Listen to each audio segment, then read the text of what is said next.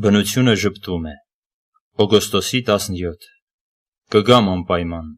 կգամ, քանի որ դուք իմ կարիքն ունեք։ Միշտ ապեք։ Երկար ժամանակով մնացեք ինձ մոտ, իմ այս արևալույսի, իմ այս փառավոր մաքուր օդի, իմ ներկայության ու իմ խոսքի մեջ։ Սրանք են, որ ինչ-որ մի ժամի օրը տոնական կդարձնեն անպայման։ Արևալույսը զվարթությամբ է լցնում մարդու սիրտը, այդ բնության պայծառ ժպիտն է։ Մաքուր օդում շատ ժամանակ անցկացրեք, արևը և օդը, վստահությունը և հավատը իմ ամենազորեղ դեղերն են։